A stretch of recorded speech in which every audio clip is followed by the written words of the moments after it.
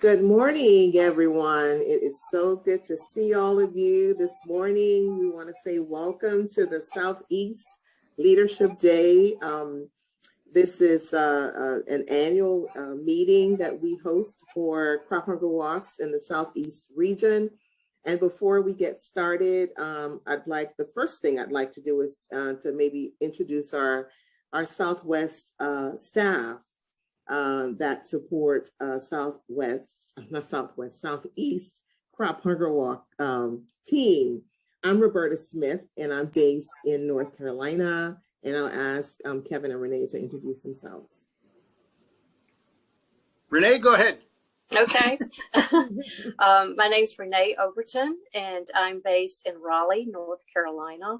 I'm a community engagement specialist, and I work with almost 100 walks from the East Coast to the West Coast. I've been with Church Full Service for 21 years.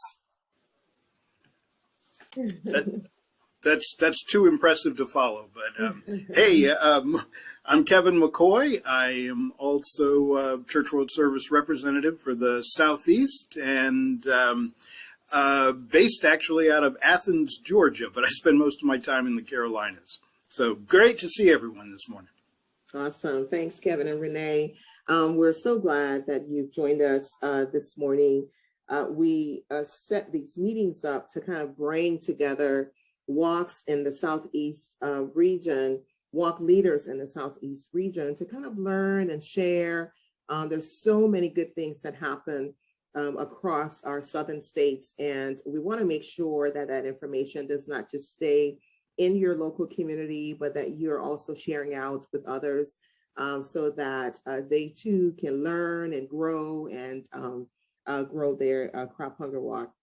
So we hope that you'll find this meeting well worth your time this morning, that you'll leave here having learned something new, feeling energized and excited about planning for your crop hunger walk if you have a fall event, and even if you have a spring event coming up next year.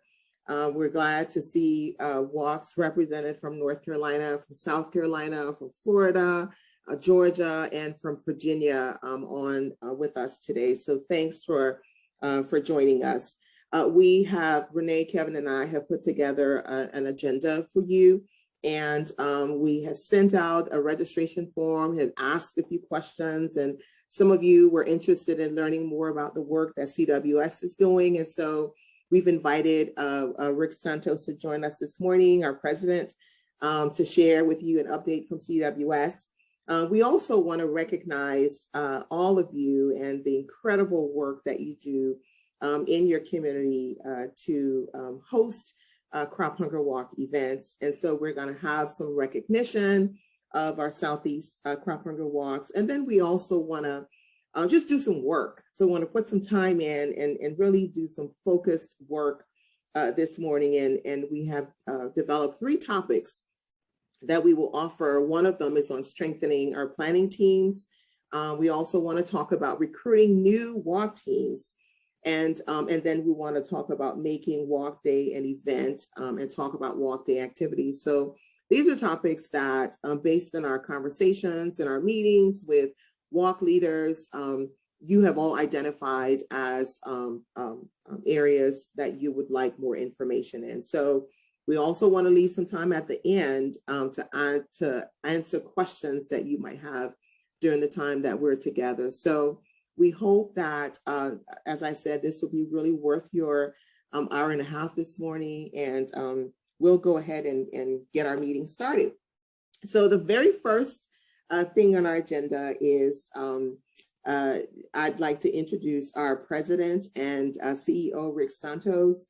We're so excited that Rick agreed to join us this morning. It's always so nice to hear from him. Rick joined our CWS team as the president and CEO last year. However, he's not new to Church Full Service. Very early on in his career, he spent more than 10 years at CWS. He worked as a program officer in Vietnam, and he also worked as a coordinator of strategic planning and evaluation. He left and worked with a couple of other organizations, but then he couldn't stay away from us. And so he came back last year to serve as our president. So I feel CWS is so blessed to have Rick as our president, especially during this time when there's so much happening in our world that present both a challenge and an opportunity. So we are excited about the vision that Rick has for CWS and are so excited about where the organization is going. So without further ado, I'll invite Rick to go ahead and share his remarks. Hi, Rick. Thank you. Hi, Roberta. Thank you for such a kind introduction. Good morning, everyone. It's nice to see you. I'm really pleased to be here at the Southeast Leadership Day.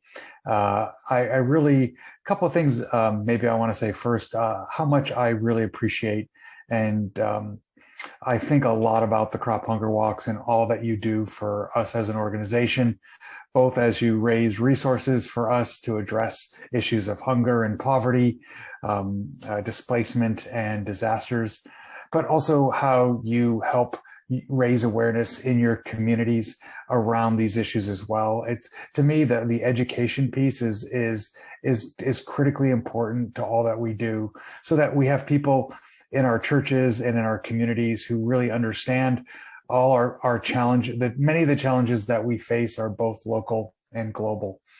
One of the things I really like to share about the Crop Hunger Walks is just how we put resources back in the community, how we support food banks and kitchens, and just how important that is, because hunger is here in the United States as it is around the globe. So maybe I'll just say a little bit about what's going on in the world and the ways that Church World Service is trying to support the different things around hunger and poverty, disaster and displacement. I think the thing that's probably on most people's mind, it's in the news every day, is the situation in Ukraine. And what's so sad and so tragic about that situation is that it really touches on everything that Church World Service does. It is a complex emergency. It is a war zone. So we as Church World Service are, through our ACT Alliance and other partners, sending supplies and relief into the Ukraine. But we are setting up an office in Moldova. So if you know the map of Ukraine, it's bordered by Moldova, also by Poland and Romania and Hungary. And actually, Moldova is not part of the EU like the other countries are, and Moldova is probably the poorest country in that region. So they are receiving more people per capita than any other country in the region. So we as Church World Service thought that was a good place. It's a place that is not getting as much attention as some of the larger other countries on the border. So we are doing non-food aid, things like items for people who come across the border. We're doing a little bit of food aid as well. And we're also doing work around protection, which means people show up to the border still, they don't know where to go, and we have people providing services for them. And right now we've opened a small office there, and we're working with local partners. That's essentially a combination of the ways that we work. We're really proud of the how we do things, working with local partners, making sure that all our responses are just and sustainable. So the other issues around Ukraine, we are also looking at helping to resettle Ukrainians as they come to the United States. And what we're also starting to look at with real depth is that the fact that Russia and Ukraine combined provide significant amounts of food to the rest of the globe, including the Horn of Africa. And so we're already starting to see signs that there's going to be some possible famine and possible hunger, significant and acute hunger issues in different parts of the world. We're seeing a little bit of it here already with some of the prices around and inflation that we're facing, but literally access to food in the Horn and other parts of Africa is going to be a significant challenge as we move forward. So, we're trying to build up our response to that and figure out the best ways of helping the most vulnerable people. The other things that we do around disaster, as you know, in the United States, we have a fire season, which now seems to be almost the entire year. but we're addressing U.S. natural disasters. As summer is upon us, we also have the hurricane season on the Atlantic coast, which many of you know very well and have had to tighten your shutters and doors as some of the really strong hurricanes have come through. So Church World Service is a domestic disaster responder. We do this in partnership with our member communions, but we also do some response ourselves directly. And we're also connected to something called the National VOAD, which is essentially an affinity group of disaster responders in the U.S., which coordinates with FEMA and other groups. So even though we haven't had our first big hurricane of the year, I think we are all in anticipation of the work that we're going to need to do as those come upon us. So these are just some of the few things that Church World Service does here in the United States and overseas. I will say personally, I actually ran Church World Service projects in Indonesia, in Bangladesh, and in Vietnam, and saw firsthand just the incredible work that's being done. When I was in Vietnam, we were building water systems in some of the highlands of North Vietnam. We were working with families in schools there.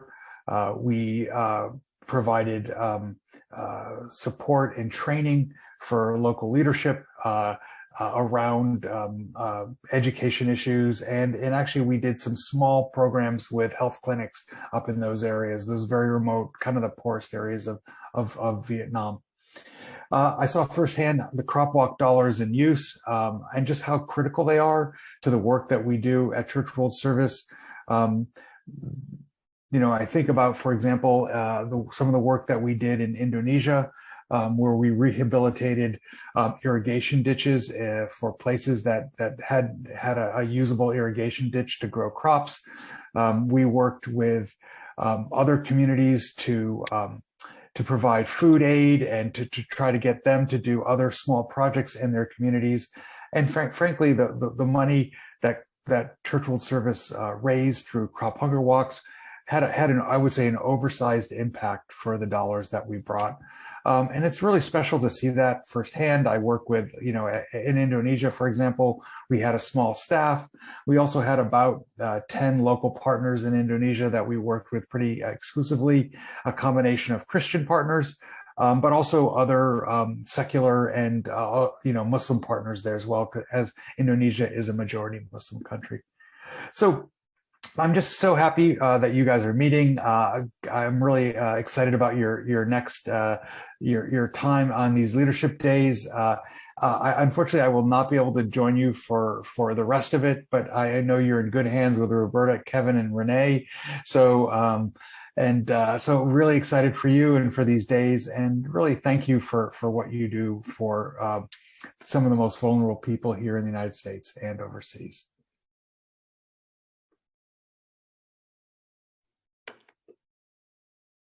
Thank you, Rick. Thank you so much. It's hard to applaud when everybody's on mute, but hey, thank you, Rick. Great job. All right, Kevin. Okay, welcome everybody. I'm glad to see you. We've even got more people popping in as we've been going. And so next, I am going to share my screen. This worked when we rehearsed it. So let's see if we can make it happen again. Okay, how's that look? Are you seeing kind of a blue screen there? All right, that's good. That's part of the battle. Let's see if we can fill up the whole screen. And double check the sound. Okay. Okay, so let's just talk a little bit about the great work everyone did for the Southeast Walks this year. And we've got a short video. It's a couple minutes long, and it's slides of some of the walkers from your walks and around the Southeast, and it has fun music. It loops through twice in that couple minutes. And I'll let you know that we snuck in a slide by mistake. See if you can catch it. So, all right.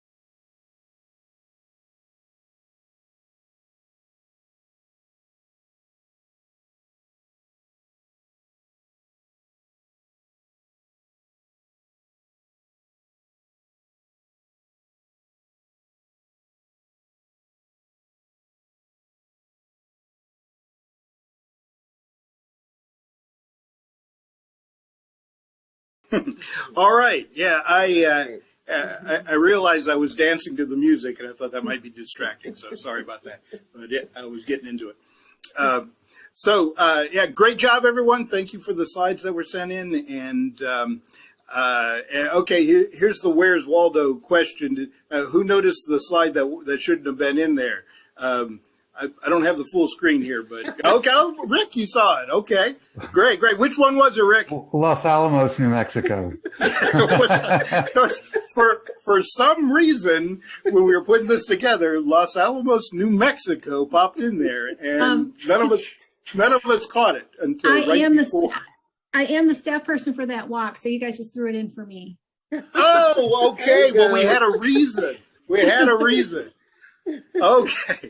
Okay, let me go ahead and talk a little bit about the great work you've all done this year.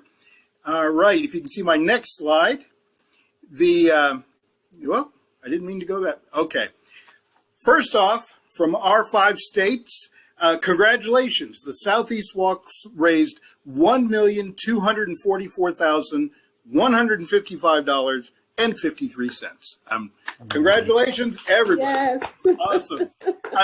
And it's also a particular note that this is $152,000 more dollars than was raised last year. So going in the right direction, great job. Will have an incredible impact. So thank you so much. I've got the full list of Southeast walks here. That's we raised that much money with 46 walks. And this is the ranking of the Southeast group. So if you're looking through, looking for your event, it should be somewhere in this list. And so this is incredible. Oh, by the way, I have this handout. So you email me or let me know, or let your staff person know. And if you would like to see a list of all the Southeast walks and the rankings, happy to share that with you. I also went and checked out the rankings in the United States. We had, I want to say, over 500 walks, maybe 550 walks happen across the country this year.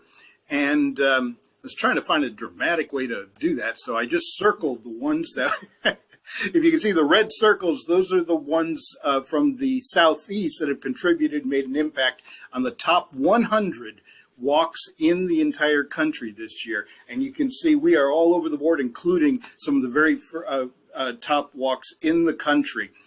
19 of our events made it into the top 100. And I want to give them a quick shout out because I think we just want to lift up these folks and thank them as well as all of you for your great participation, your great work this year. So Charlotte, North Carolina, Durham, Greensboro, Winston-Salem, Chapel Hill, Carborough, Greater Triangle area, Alamance County, that's Burlington area, Charlottesville, Virginia, New Bern, North Carolina, Cabarrus County, North Carolina, Arlington, Virginia, Richmond, Virginia, the upstate, that's the Greenville, South Carolina area, Roanoke Valley, Virginia, Wake Forest, North Carolina, High Point, North Carolina, Burke, Virginia, Danville, Virginia, and Lake Winfield Scott, Georgia.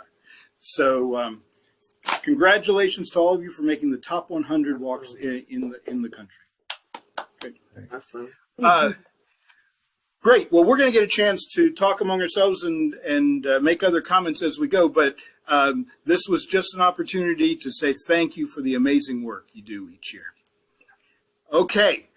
Now, I think I'm going to stop sharing my screen so we can get back to the next part, which, Roberta, did you want to tell us what we're doing next? Yes, So absolutely. actually, Roberta, before you do, I just want to say thank you to everyone. I was so happy to see those walk numbers. Oh, just a fantastic job from this region, and have a great rest of your meeting. So thank you. Thank you Thank so you, much Rick. again, Rick. Bye-bye. I appreciate it. Take care. All right. So for the next 30 minutes or so, we're going to spend some time focused on 3 different sessions. In that first session, we're going to talk about strengthening planning teams. And for that session, we're going to break out into we're going to go into breakout sessions. So we're going to have 3 breakout sessions, and you'll have a staff person. So Kevin, Renee, and I will facilitate discussions in these breakout sessions, and then we'll come back together after about 15 minutes and just offer some highlights from our discussion, and then we'll move on to the next session. So Heather, if you're ready to send us to our breakout sessions. I bet. So welcome back, everyone. So we just want to spend a few minutes just sharing a couple of highlights from those conversations. Kevin, would you like to go first? Sure. And I'm not going to, we had lots of questions, lots of ideas just flying free. So I'm not going to try and review everything, but a few highlights talking about the strengths of the planning team is first and foremost was the dedication of the members. And this blows me away for every walk I've ever worked with. This one of our the coordinators that was mentioned has been having health issues. That doesn't seem to slow him down. So I've seen that and heard things like that. But all of the people that work so well together and are so committed to the cause, but also look forward to organizing the event every year. But some of the comments were there was strong committee agency involvement helping to organize this event. And then some of the challenges that people were talking about, and this one comes up a lot, social media help, trying to find someone and, mentioned for a second, well, maybe we can find a college student. Well, maybe that's too old. Maybe we need a high school student on the planning team. Also, some of the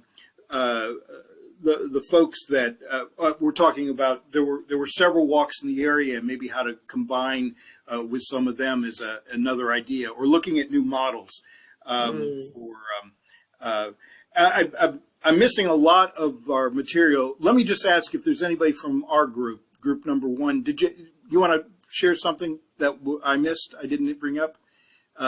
Camille, Diane, Alvy, anything specific you want to add? Okay, we'll hear from the other groups as well. But thank you all for your great participation. Okay, awesome. Renee, would you like to share?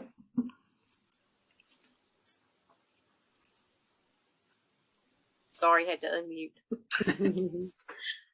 Yes, we had a good conversation, I feel like. Had a lot of good feedback. The main thing is the more churches that you have involved and the more resources you have, the better the outcome. Taylor talked about sending letters out, which he said is very successful. They seem to do well there. The Greensboro Walk, they have an Excel sheet that outlines the tasks for each committee, and this is done months in advance, so it kind of just all flows and comes together. And improvements, they need strategies on recruiting, especially team leaders, coordinators, co-coordinators, treasurers, any strategies for getting new people on your planning team, and also how to get more participants to come out for the event.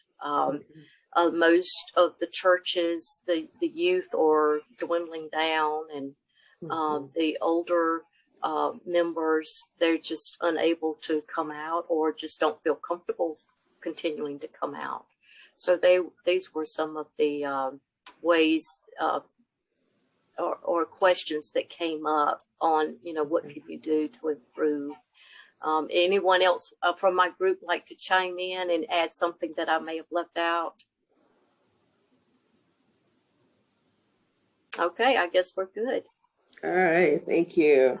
Thank you so much. And hopefully before we wrap up today, we'll have an opportunity to maybe do some sharing across this large group, and maybe other folks could share some of what they're doing that seems to be working to help groups overcome those areas where they feel challenged. But in our group, we talked about some of the same kinds of things around strengthening the planning team. We talked about early planning. I know in Durham, they have a committee retreat very early on in the planning year, and sort of like Greensboro, they develop a timeline for what happens in each month leading up to the walk. I know Phyllis shared how the planning team members are all just so aware of the issues of hunger in the local community. They're paying attention to what's happening in the local community and paying attention to what's happening on the news. And so they come in with that sense of urgency about the need to respond to the hunger crisis, both in the local community and around the world. So that's a shared experience for the committee members. The other thing that I thought was important that was shared in our group was that the local agency involvement. Several of our group participants mentioned that their local agency is very well known, is very well respected in the community, and having them involved with the planning for the walk really adds value to the planning team as well. So those are some of the things that seem to be working for the groups that the walks that were in our group. One of the things that was highlighted in our group as an area that needs to be improved is just getting more youth involvement, getting more youth engaged, especially on the planning team. As our seasoned volunteers have worked and supported Crop Hunger Walk for many, many years, there's a need now to kind of look at who else in our churches and our community organizations that we could bring on to serve in those roles. So that's certainly something we want to, we want to consider, that an area that needs improvement. So really good discussion. Thank you all for participating. I don't know if anyone from my group had anything else they wanted to add to what we talked about. All right. So we'll move right along. So the next part of our meeting will be focused on recruiting new walk teams, and Kevin will introduce that topic. Yeah. Let me also encourage everyone, as you think of a question, just quickly write it down. At the end of our time, we will have a general question and answer period. So if you have something particular that say, oh, I meant to ask about this. It would also be good to see if somebody else that's with us today has a solution for a question that you had. So it'll give you an opportunity to talk about that. And we're doing pretty well on time at this point. So we're not behind at all. So we should have some good question and answer time. So let's move on to a topic that's already come up a few times about how to recruit new teams, that's come up in different ways as one of the challenges. So we want to talk about ideas around that, and we're going to do this as a full group discussion. But first off, I'd like to share my screen and just get us kicked off with some ideas that we've been using for a while now. Let's see. All right. See if I can get this shared. And okay.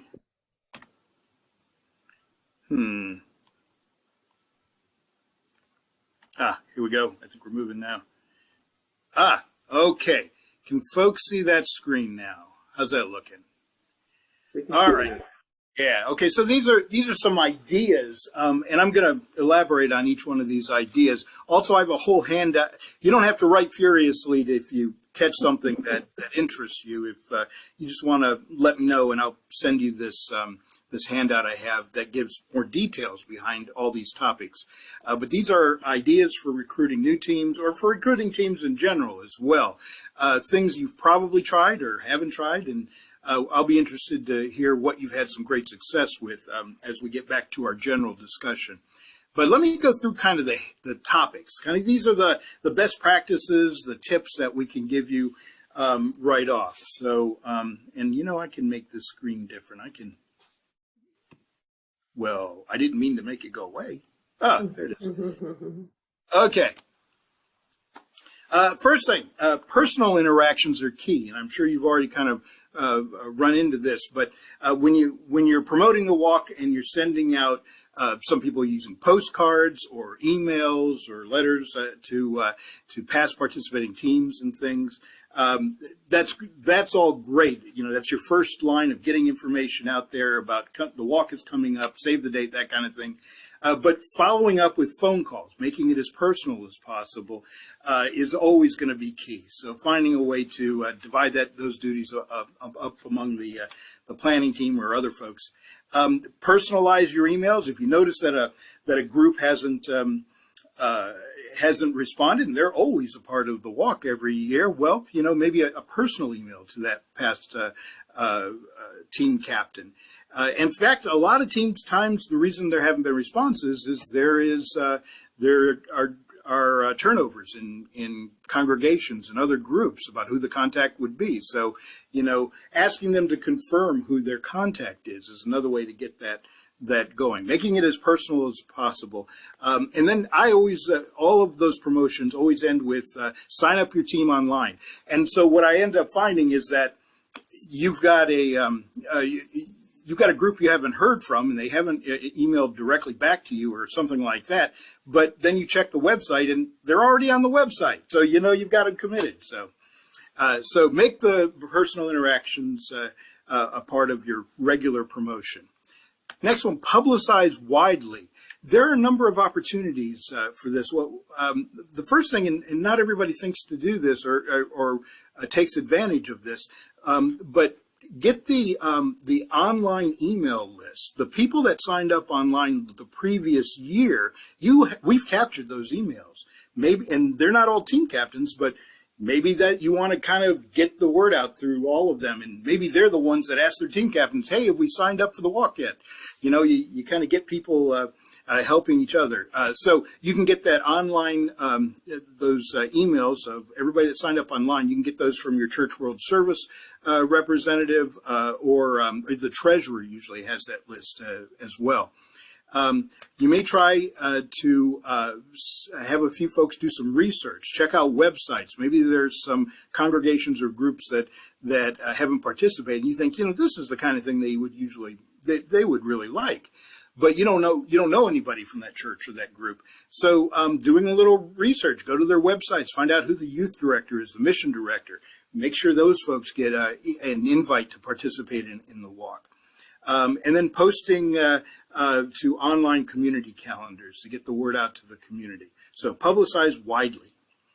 The next part, invite CWS congregations. I mean, you didn't know there was such a thing as CWS congregations.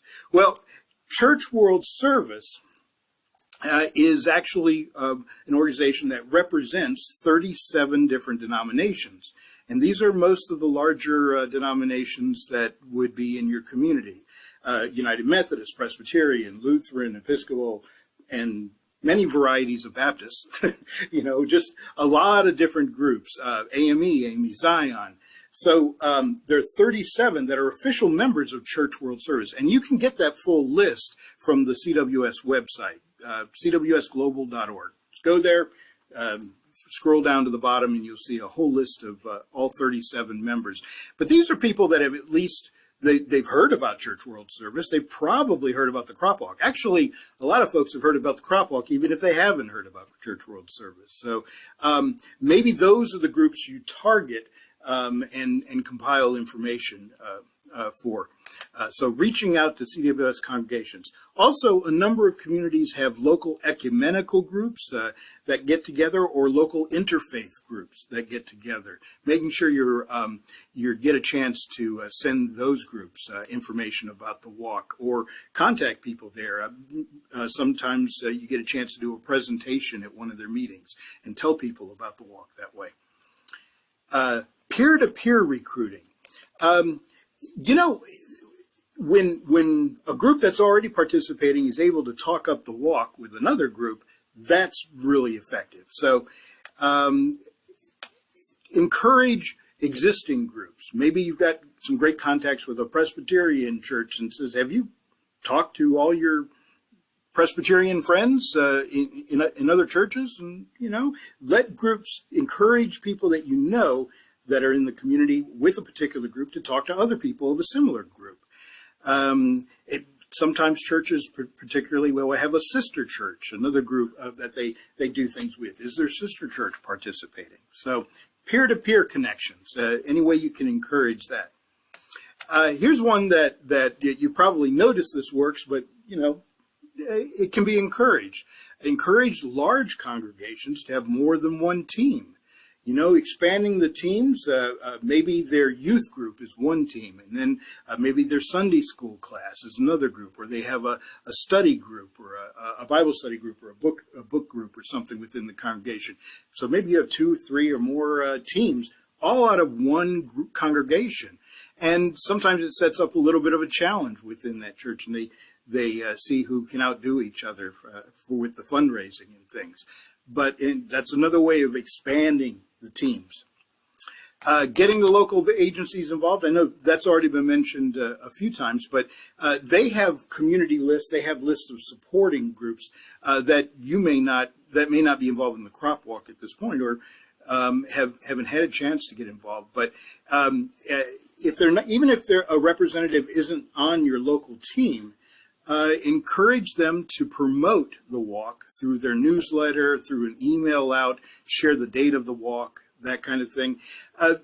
Not everybody is aware, but when an agency, a local agency, agrees to receive the funds from a crop hunger walk, there's a form that Church World Service sends them that says, there's a whole line there. It says, how are you planning to support the walk? And they'll write down their ideas right there. They've already committed to, oh yeah, we will do something. And, if this agency's been part of it for 20 years, they may have forgotten that they agreed to do a lot to promote the event. Or maybe they have new people who don't realize that they need to be doing that. So connect with your local agency folks to do. And maybe some your team captain rally or training or orientation that you end up having during the year. Maybe you do that at one of the local agencies so people can have a tour of the agency, help to raise the profile of that agency with your volunteers. Contact non-faith-based teams. So a lot of times we get focused on the faith-based group. Church World Service represents 37 different groups, and we collaborate with a lot of other folks. So it's kind of natural. That's our go-to base. But expand the community. This is a community event, so expand the folks that you're contacting. Look at civic groups, Kiwanis, Rotary, 4-H, colleges and schools. A lot of colleges and schools, that's both private and public, participate in crop hunger walks every year.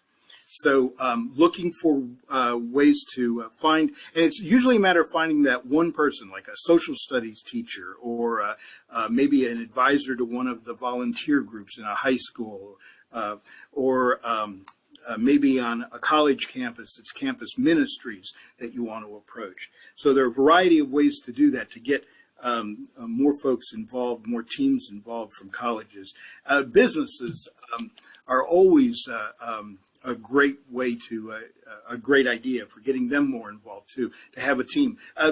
It's a bonding experience. It's a way for businesses to have their employees have a chance to, get excited and represent their business as a team. Also, I've seen several of the walks in the Carolinas approach their Chamber of Commerce. If you approach the Chamber of Commerce, maybe ask the president of the Chamber of Commerce to be your grand marshal for the event, or maybe an honorary chair for the event. Give them some way of being connected, and ask them that if they wouldn't mind sending a letter to local businesses associated with the Chamber of Commerce about supporting the walk, having a team for the walk, sponsorships for the walk, things like that. So I've seen that work very successfully in several of the communities in the Carolinas and Virginia. And then the final thing I'll mention is lead recruiters. And I think somebody in my group mentioned something similar to this. Lead recruiters is basically the idea where instead of just one person from the planning team contacting groups or things like that, you have kind of a committee. You have a group of lead recruiters doing the outreach to team captains. And where this works really well is this smaller committee. They don't have to be part of your regular planning team. You can just contact 5 or 6 different people from supportive groups and ask them to meet you on a Saturday for breakfast, and you all talk about how we can do an outreach. And it's great if you can find people that agree to contact similar organizations. For instance, a Presbyterian minister contacting all the Presbyterian congregations in the area, or maybe a business person contacting local businesses in the area, a school teacher contacting local schools in the area, someone who has a connection to that community. If you can line that up, you'll find that's an even more effective way. So this is a group that could be part of the planning team, but it could be outside the planning team, and they do some outreach for you. We call it, just as a term, lead recruiters. So all of those things I was just rattling off, I do have a handout that mentions all of those things. They weren't just all straight out of my brain. So let me know if you'd like a copy of that. Well, we can email that to everybody. But now we've got a few minutes before we go on to the next session that I'm going to stop sharing my screen, and I'd like folks to just start sharing your ideas. Tell me what's been particularly working for you. If you've had particular success with one of these ideas for recruiting a group, Let's start with what are the successes, and maybe somebody else will say, "Oh, I'm going to try that." Just go ahead and unmute yourself, or raise your hand when you're ready to make a comment.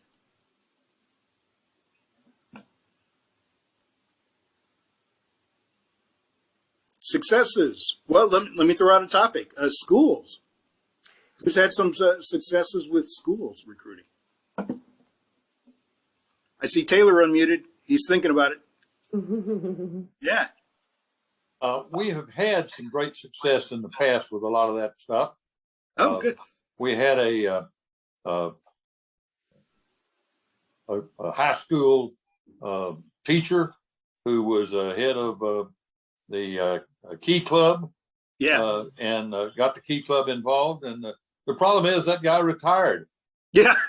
That's right. And then the next Key Club sponsor said, "We don't do churches." Oh, yeah. And then I got some grandchildren, and we tried to hoodwink them into getting involved, and it's been almost successful. Yeah, that's great. And the idea about churches too.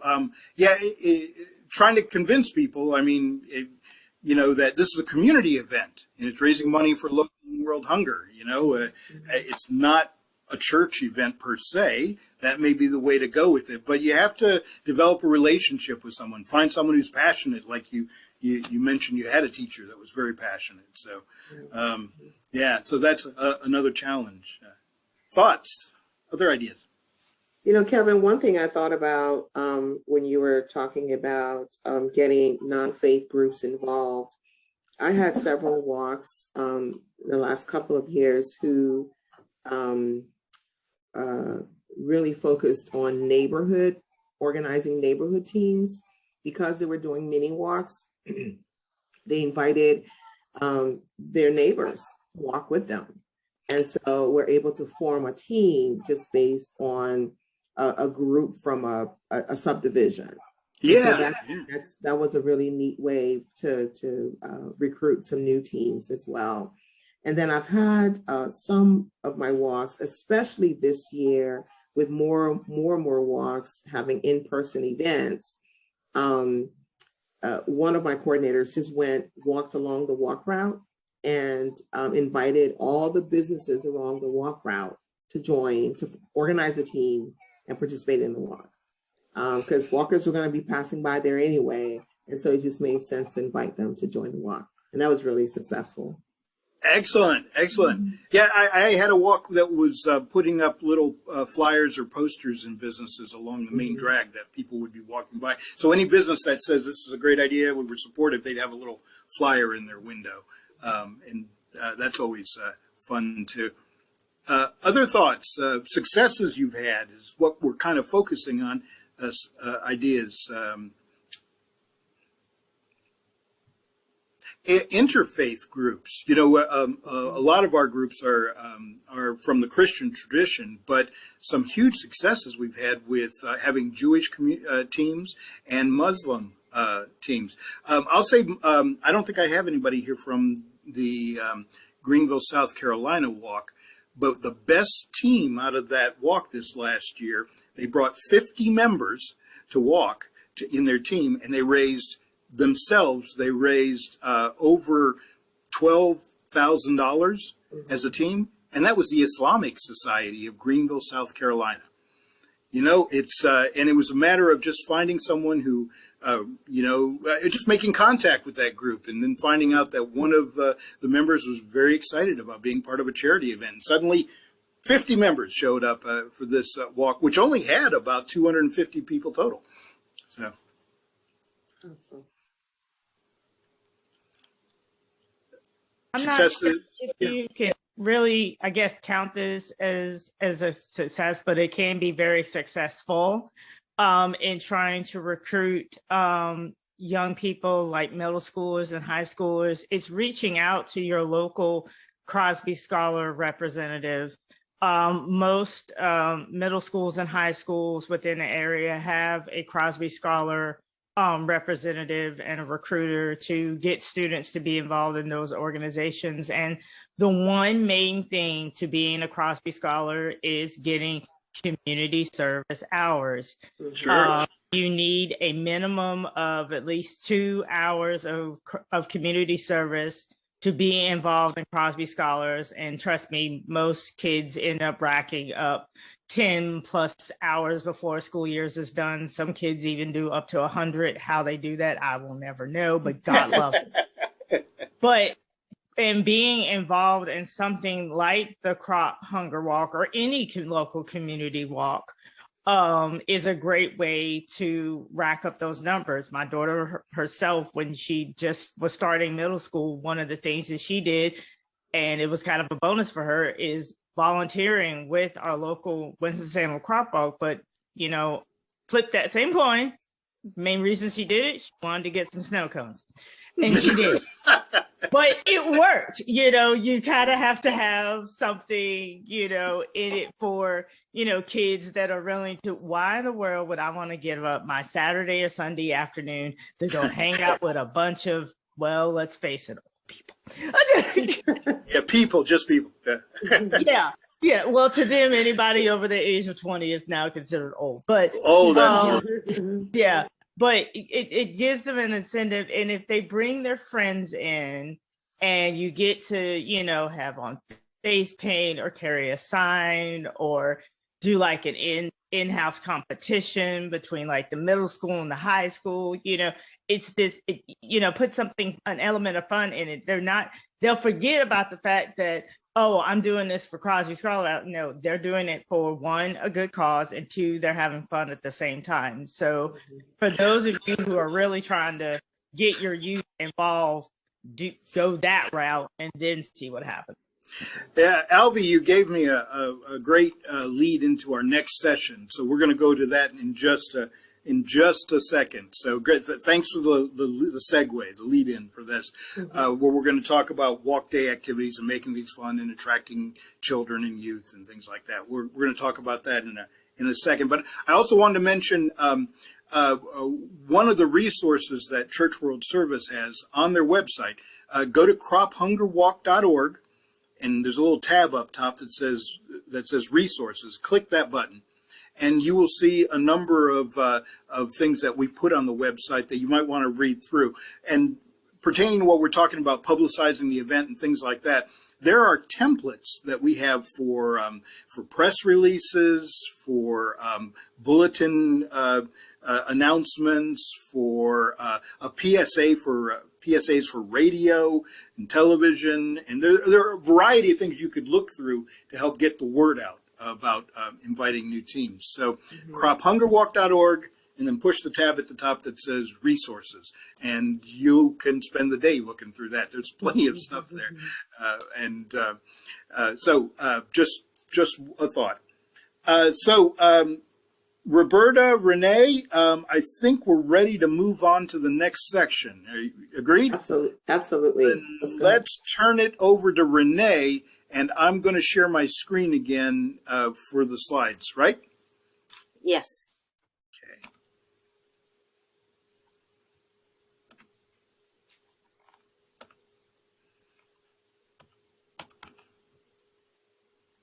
All right.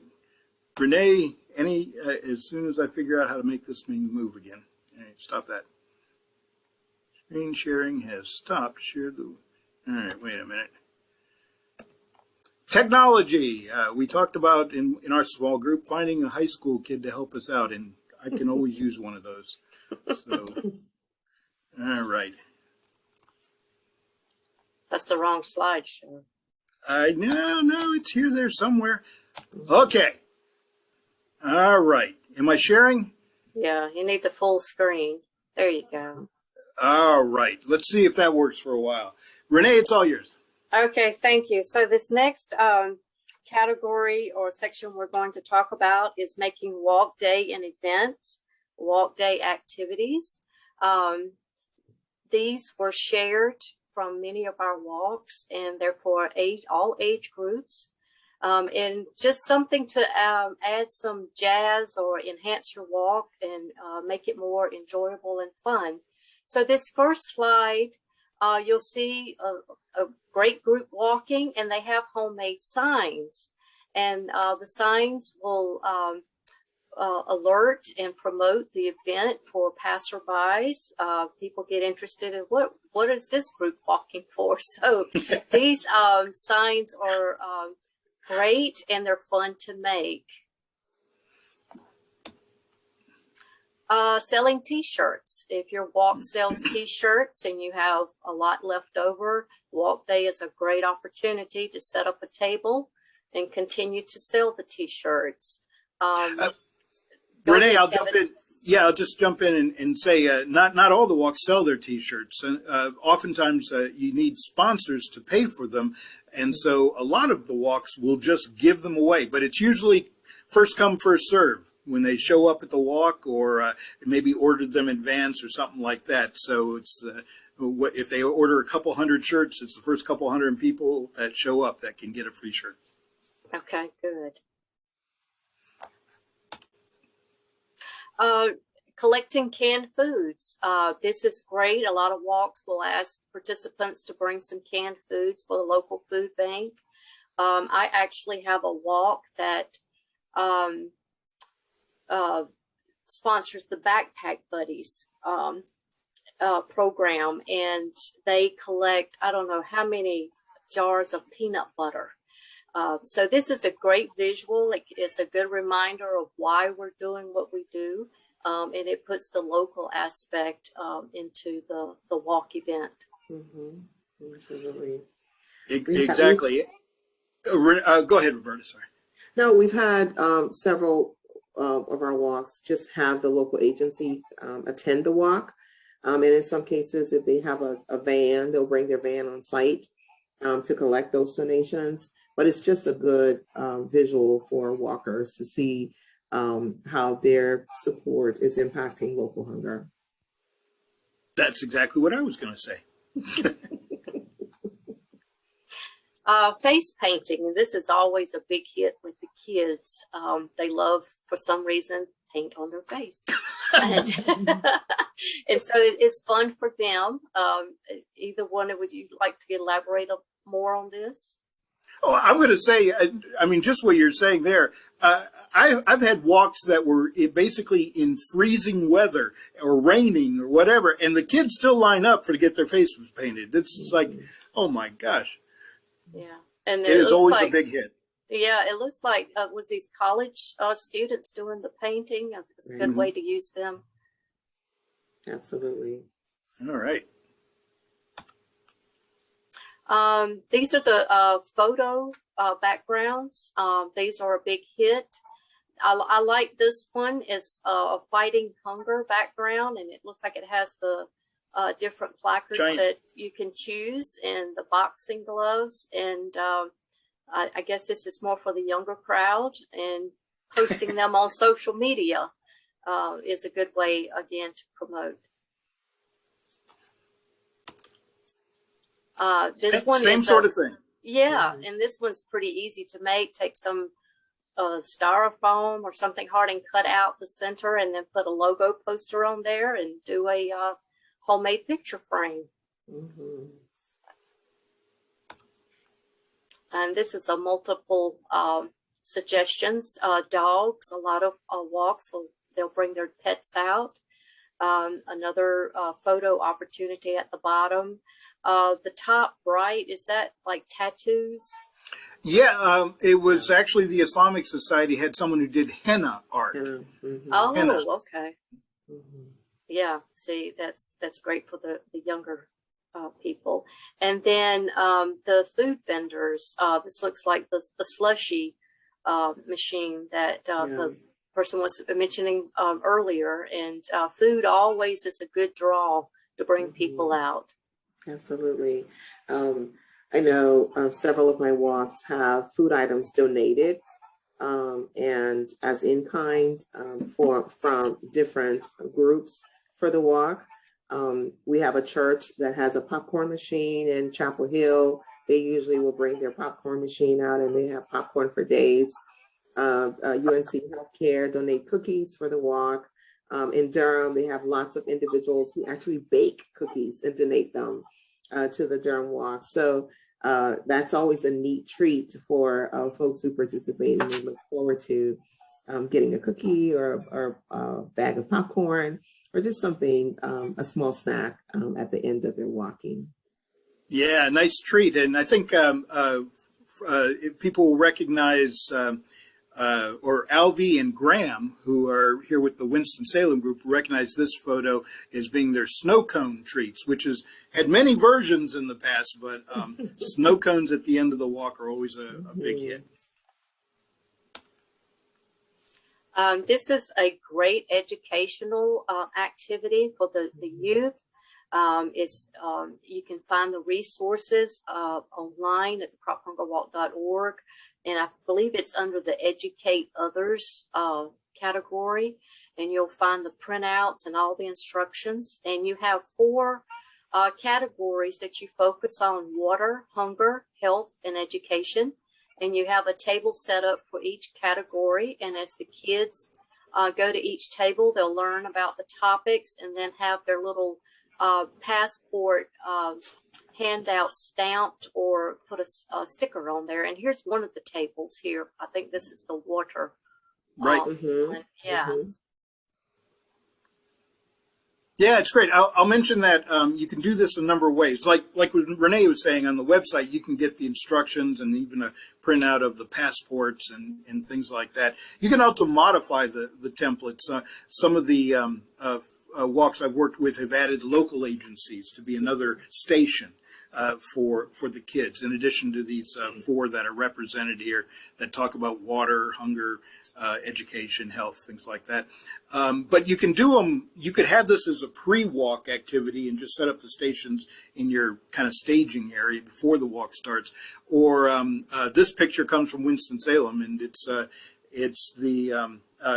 there are stations along the route that this one particularly comes from. And so they walk for a while, and then the kids come up to a station and they all get their passport stamped, and then they look for the next one down the way. And at the end, for some of my walks, at the end of the walk, once they have all their stamps in their passport, they get a small gift. So it could be a wristband, it could be something from CWS, Central Service swag, but they look forward to getting a small gift. Stickers, balloons, pencils, maybe things that represent the little stations they've been to, but a small little grab bag of toys sometimes. Just little things you get from a 10-cent grab bag kind of thing. So, but something to just recognize that they learned something and they had fun doing it. In this activity, this is kind of an older picture. It's a little blurry, but the water carrying activity, and it's real simple to make. Just take a wooden pole and ropes and 5-gallon buckets and just see how far each person could walk carrying this. Of course, this little girl needs some help here. So do any of your walks use this challenge activity?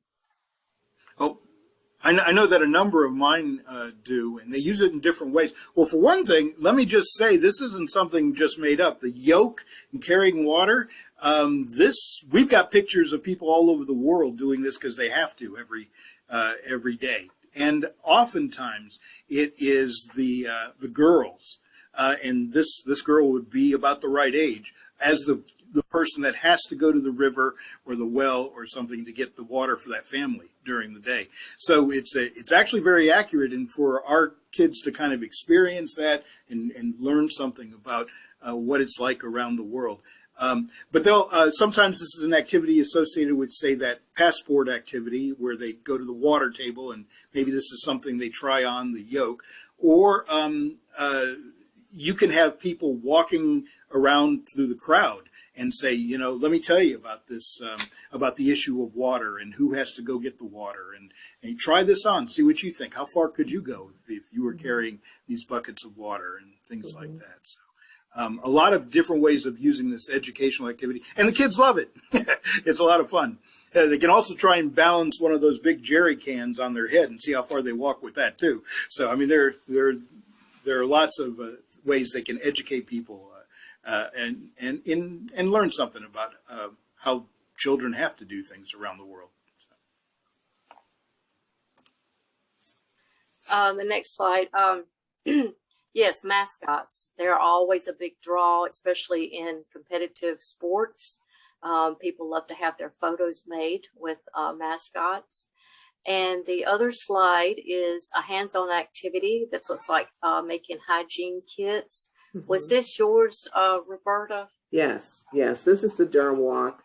We make hygiene kits for several years now. When we've had the in-person walk, we put together hygiene kits, and we get the fraternities and sororities to coordinate the materials for the hygiene kits. We get them donated by a local an individual donor. All the items are purchased by an individual donor. And then we ask our fraternities and sororities to come together and just organize the materials on walk day and have walkers just come through and put together hygiene kits. At the Durham Walk, on this picture, we put together 500 hygiene kits at the Durham Walk. Wow. Last spring. Yeah, and those get sent out all over the country and sometimes the world for disasters when they happen. It's one of the ways CWS responds. So, excellent. Live bands. Music is always a good background for the event, makes it fun. In some walks, if they can't have a live band, they'll use a DJ. So I don't know how many walks use bands, but that's a good crowd pleaser. It does go over well. And I'll tell you that this is probably a bigger setup than most walks are going to deal with. This is from the Charlotte Walk, and they had a band that wanted to support us. They were an excellent band, but you can see they brought a lot of equipment with them.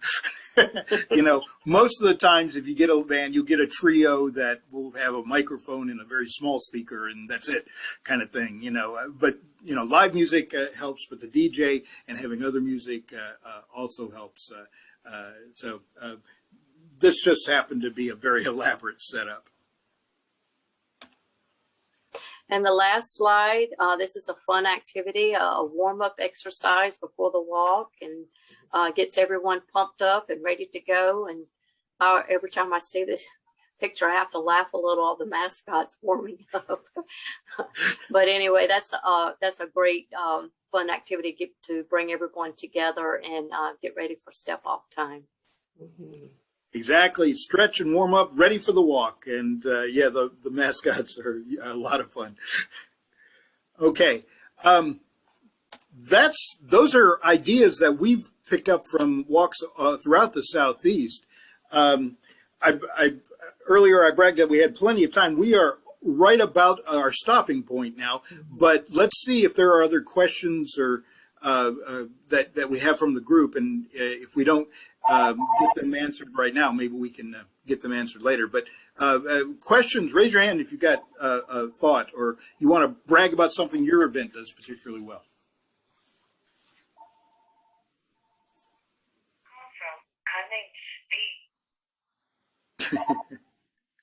Hello.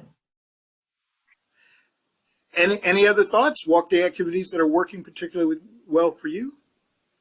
Well, let me mention that it's going back to in person is kind of one of the challenges right now. We're not out of the COVID situation yet completely, and some things have loosened up in some communities and they've tightened up again in others. So these will be challenges, definitely. But I hope that you were able to pick up some ideas here or maybe share them.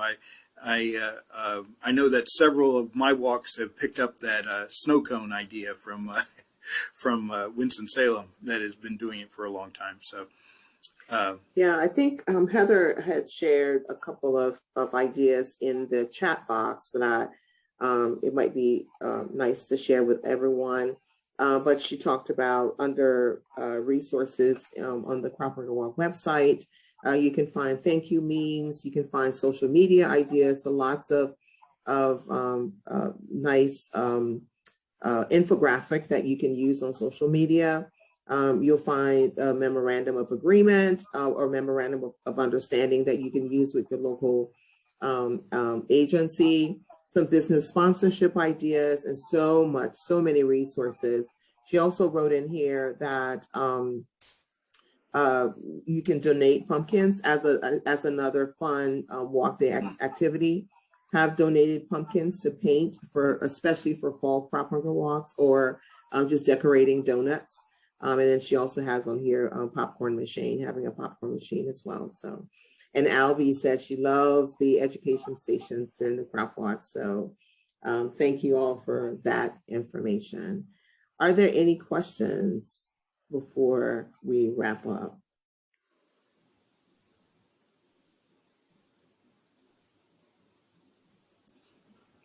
Well, it looks like we're right at our stopping point at this point.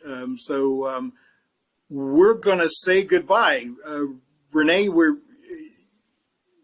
did you have any last words finishing up your last session? Or? No, I would just, always encourage everyone to follow up with your support staff person with questions. If you have any, you may not have any now, but maybe later on you will. Mm-hmm. Absolutely. And we want to say thank you to all of you for just joining us this morning and listening in, and hope that you have learned something new and different, that you came into the meeting not knowing. And if you have outstanding questions, like Renee said, when you leave this the meeting this morning, please do reach out to one of us, and we're more than happy to help you and support you in any way that we can. And as Church World Service staff, we may actually connect you with other walks. If you saw something that another walk was doing, we may just say, well, you should talk to them directly. And, having the support of each other, and not just Church World Service, is a great idea of seeing how things really work in their community and getting great ideas. So we're happy to help connect you with other walks if you saw an idea that you particularly want to work on.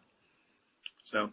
Well, gosh, I'm just going to say thank you so much. And this has been great for us as CWS staff. And we really appreciate all the work you do. And wow, you did an amazing job with fundraising in the Southeast. Absolutely. Kudos. Congratulations. Congratulations. Well done. Thanks, everyone. Enjoy the rest of your weekend. Take care. Bye. Thank you.